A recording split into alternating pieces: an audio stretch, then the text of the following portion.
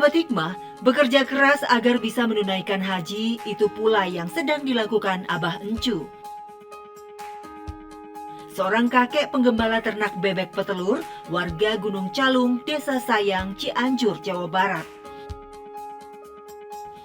Meski menjaga ternak bebek tidaklah mudah karena sering jadi incaran para pencuri.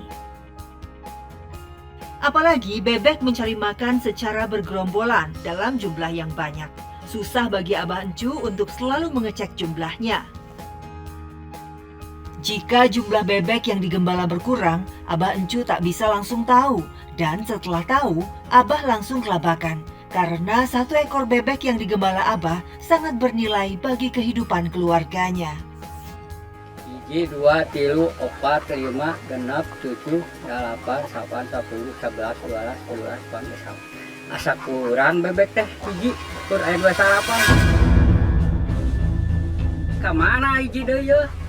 Kudu diterangan leungit hiji ye bebek teh kamana? Aduh. Jangan beri kamana hiji deui ye? Wah, ka bawah jual ka dieu ye.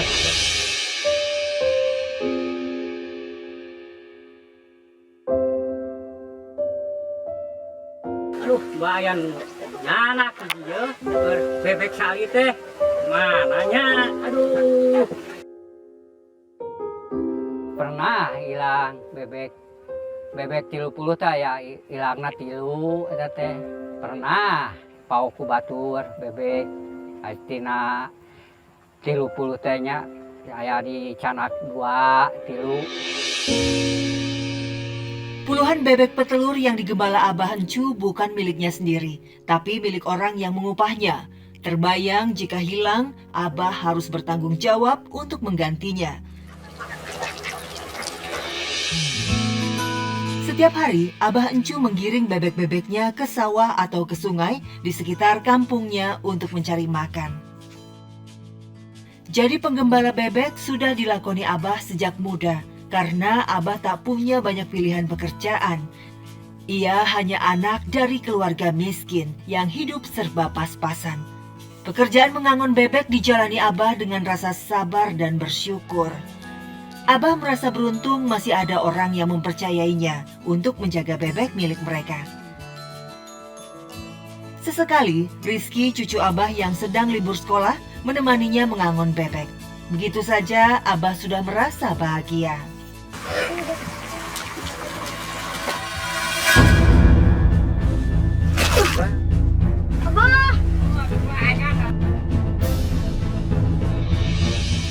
Memelihara bebek petelur yang diangon ke sawah-sawah memang tidak bisa setiap waktu. Hanya setelah panen padi saja. Jika di musim tanam, para petani pastinya akan melarang. Angon bebek biasa namanya di kaserang. Di serang ya tos tadi uikeun deui ka kanang. Pernah carekan kana pabinihan kapare eta bebek teh. Nah cenah ieu bebek saya kana pabinihan rusak. Ya sia. Saur abdi teh bebek abdi punten we lah ieu. Kan ku abdi di gentosan sabarang lah tuh hayang di gentosan cenah bebek mah. Dari menggembala dan mengurus ternak bebek ini, Abah Encu tidak menerima bayaran uang, melainkan sebagian dari telur bebek yang berhasil dikumpulkannya. Agar tidak ada telur bebek yang tertinggal di sawah, Abah dan cucunya langsung memungut telur bebek yang tergeletak begitu saja. Jika sudah banyak, Abah Encu akan langsung menitipkannya ke warung-warung yang berminat.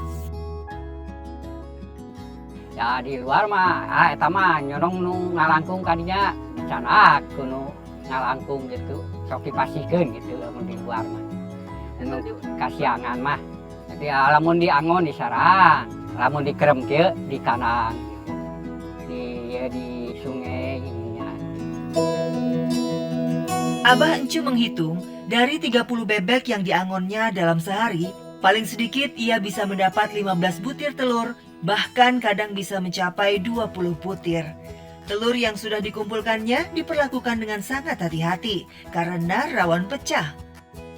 Maklum saja, untuk satu butir telur bebek, Abah Encu bisa menjualnya Rp3.000. kudu hati-hati atuh ki abah kerugi meureun. Baiklah. Tiba-tiba saja cucu Abah meminta uang untuk jajan. Sayang Abah tak bisa memberinya karena belum mendapat uang. Bah, Riki capek mau jajan haus sebelum bebek. Aduh, ati can abah can boga duit wayahna we nya sugan urang ikhtiar neangan. Kewe sugan ladang nog urang neangan heula ka warung urang ngica.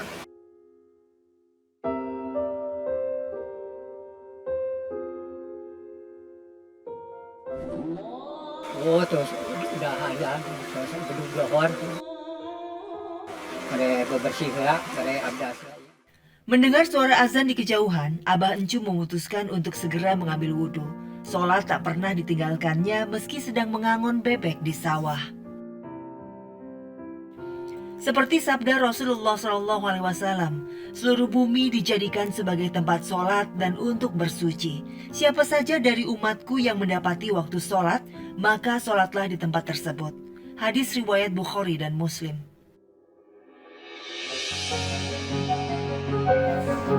Usai mengerjakan sholat, Abah Encu dan cucunya menggiring bebek-bebek kembali ke kandangnya, sedangkan separuh telurnya disetorkan ke pemilik ternak bebeknya. 30 ekor ternak bebek yang dititipkan pada Abah Encu dipelihara sejak piik atau anakan. Dalam usia 3-5 bulan, bebek mulai produktif bertelur. Abah Encu bertanggung jawab penuh untuk merawatnya. Setiap hari, Abah Encu pergi ke sawah mencari tambahan pakan untuk ternak bebeknya. Ia turun ke sawah, meraba-raba di dalam lumpur, mencari keong sawah, makanan favorit bebek-bebeknya. Banyaknya ya pertama enjing-enjing pesan keong saember. Nah, terus parab. Ya, terus siang di pesan di parab gitu. Ya, dan hoyong banyak nogeh gitu. Paling sa meri 30 teh nogna 20 siki. Lamun teu dihanyir mah teu di keong teu aya nogan. Keong memang makanan wajib bagi bebek petelur, di samping sisa-sisa gabah di sawah. Daging keong yang berprotein tinggi ampuh menggenjot kemampuan bebek bertelur. Bahkan di luar negeri, daging keong menjadi hidangan elit berharga mahal. Sebentar saja, Abah Encu sudah mendapatkan keong yang cukup banyak. Ia kumpulkan di dalam ember. Abah lalu kembali pulang untuk memberi makan bebek-bebeknya. Abah tak pernah mengeluh karena dari telur bebeklah Allah menitipkan rezeki bagi Abah untuk keluarganya. Nggak bisa beli beras. Kalau bebek Abah tidak bertelur, nggak boga penghasilan, sampai ngejualan. Telur bebek. Hari ini, Abah sengaja menjual telur bebeknya dengan berkeliling. Pasalnya, sudah tak ada lagi uang simpanan yang bisa untuk makan. Telur bebek. Abah harus sesegera mungkin mendapatkan uang.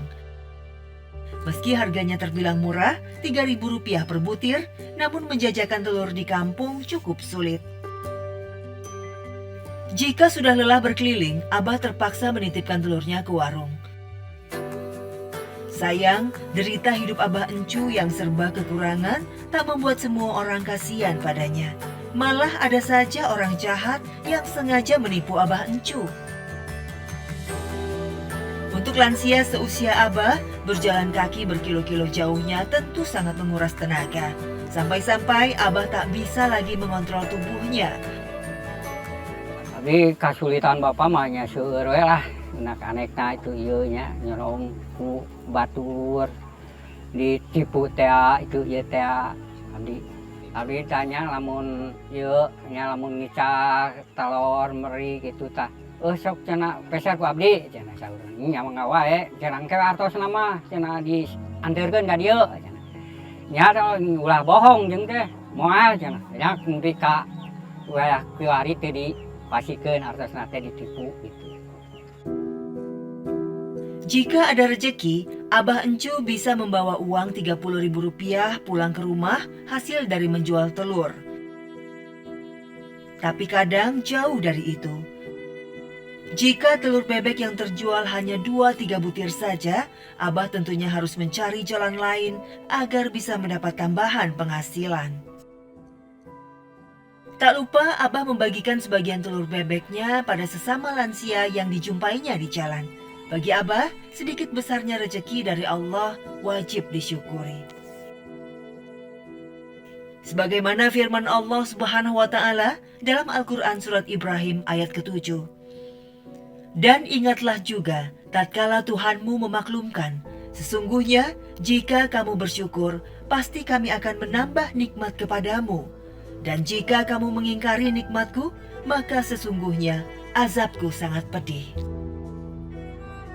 Wah, cukup nak, dicukupkan cukup. Nggak saalit pakai meser itu juga, dicekap loncat. Nah, dicekap-cekapkan weh.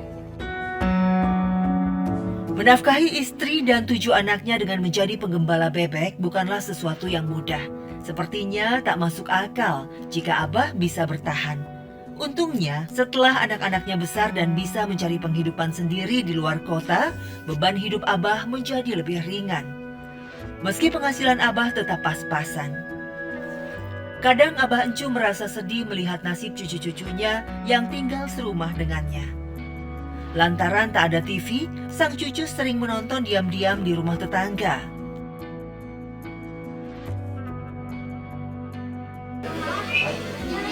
Apaan itu anak?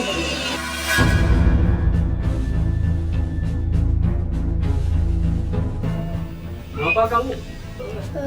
Mau nonton TV. Gak boleh.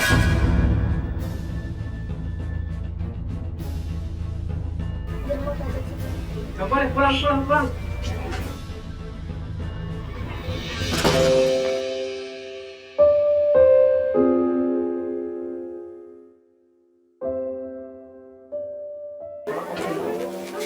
Wah, beli TV dong tadi.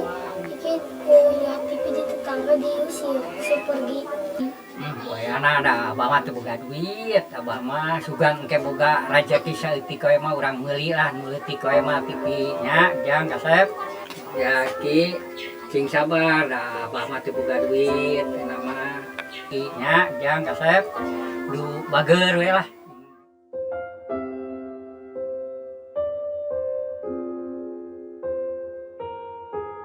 TV nya paling sana di tatangi. Nah, tinya teh murangkali teh kadinya. Kayak tos suasana nih tahu, dah itu kena balik cenah ka bapa maneh. Nya ra teu gaduh kripi cenah ngiring nonton iring yang geus wengi cenah. Ayo wengi. Nya dicarekan budak teh. Demi menambah penghasilan sehari-hari, di usia senjanya Abah terpaksa melakukan pekerjaan tambahan.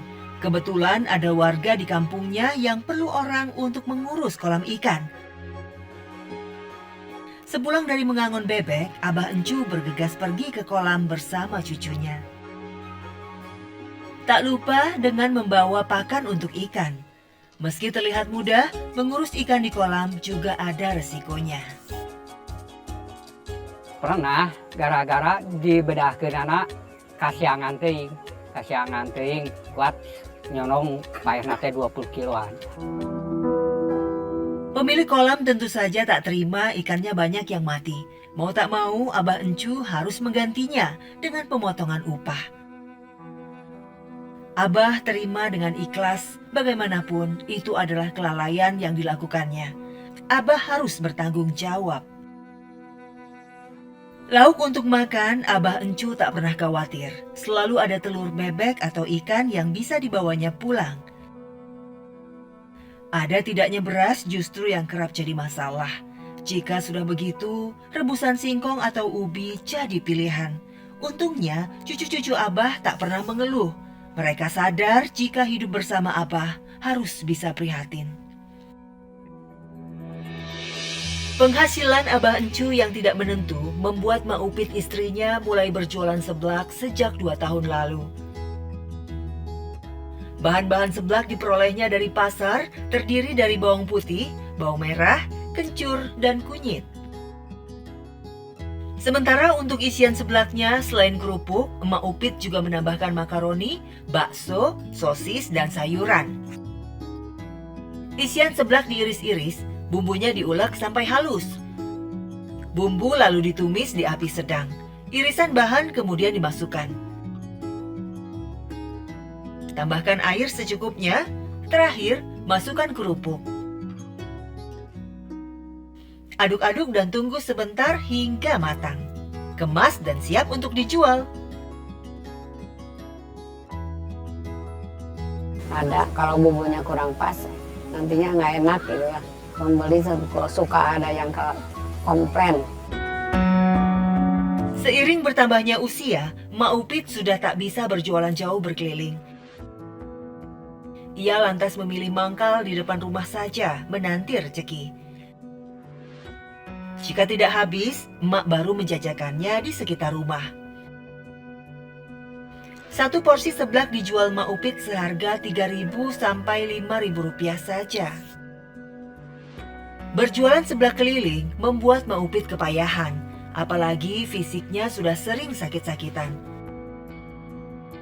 Tapi demi membantu suaminya, Abah Encu, Mak Upit rela. Apalagi ada 2 cucunya yang harus mereka tanggung. Jualannya kadang-kadang laku, kadang-kadang enggak. Pada kecapean juga, hampir pingsan. Kadang mah jualan keliling, harus beli pakan, beli beras, jajan cucu, bayaran sekolah cucu. Sebenarnya nggak cukup, cuman kita bersyukur aja, cukup-cukupin. Pelanggan seblak Mak Upit kebanyakan tetangga dekatnya. Mereka dengan setia menunggu Mak Upit dan racikan seblaknya dan menggugah selera. Tak sekedar membeli, para pelanggan melariskan dagangan Mak Upit dengan niat membantunya agar mendapat penghasilan.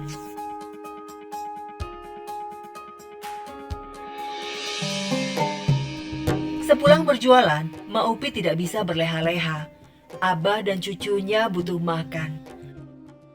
Mak langsung pergi ke dapur, memasak lauk makan seadanya saja. Terasa nikmat, sajian sederhana hasil masakan Mak Upit. Abah dan cucu-cucunya pun makan dengan lahap. Rezeki halal dari keringat sendiri terbukti membawa keberkahan. Nabi Muhammad SAW bersabda, "Tidak makan seseorang dari makanan yang lebih baik daripada makanan yang ia makan dari pekerjaan tangannya." Dan sesungguhnya Nabiullah Daud, beliau makan dari hasil pekerjaan tangannya. Hadis riwayat Bukhari. Keluarga bapak mah kieu we, nama kudu sabar. Urang da kieu jeung geus sugan. Awal akhir urang aya kamajuan jeung teh. Aya nama urang keur sangsara kieu, nama ku manggih dahar ge alhamdulillah jeung teh. Mulai sarehat jeung teh anak putu gitu jeung arageung milikna jeung saroleh jeung balalager jeung teh.